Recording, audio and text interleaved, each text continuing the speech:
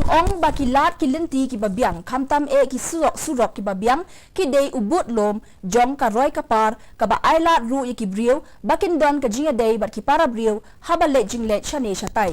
ki surok ki basniu ki ta lut ya baro khamtam ki tu ki balet bawan na ki jaka ki bajingai shakinong ba na ka benta ban pha sumar Hakabaya day bat kanigaliang ka jingjot palat ka surok ba National Highway South Pusaw ka ba pinyaso ya kasnong joway bat kanong ba shilong bat kumjuru ki surok ki badon hapo kasnong joway kila kelalong ki jingkhuslay ki ba kraw na kabenta ki try shnong bat kumjuru na kabenta ki ba julet shakani ka jaka tungin ya snap ki khubor ki babnia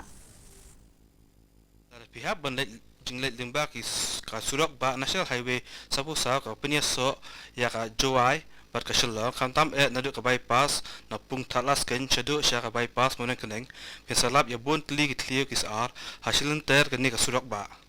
kani ka jinglong ka ba isang sot ka penchisha ya jing tre thurmur bat ka ba per khat ru ya haru ka badai ki bon jong ki jing ki truck ki bakit ya ki mar ki mata ki ba jupunan kam bania na ka ni ka surok na gawhati sa shasil shar habayakan berkata Didi News Shillong uba HH Morman uba day unong tho bat unong toy mon subha haka imlang salang ulapun pa ya ka jingsong kuslai men siem jong u ya ki rukam chna surak ya ki ba omchum la thumu pan pendan kam da ki trok ki ba laket kia the kind of road that the government is building are not all weather roads. It looks like almost every year we have to repair the road. So if this is the way, then how can we manage our resources? So we cannot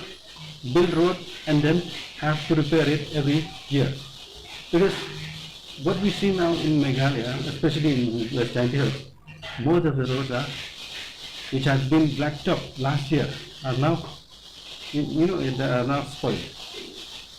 Henry day tang has kasurok National Highway South Pusaw Henry wat kisurok apo shnong jawairu kila jotlot mon nakasngi kandon bet kajing theng kali ka bajur nakajing yat suki palat ki kali nakadaw ju ki clear ki sar ki bahe hasurok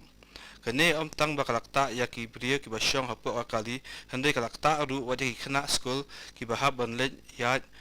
ban bat yeng narut surok mon nakasngi haba ai jingkren chakadi news Shillong UOR salam uway nakirirang ba kasor joway ulapun pa ya kajing kuslay men siem jong u ya kajing bomket kli jong katanat PWD hakaba yaday ba kisurok hakanikat han. But at present the condition of the road, it is in the very bad shape. The condition of the road, and now we have seen also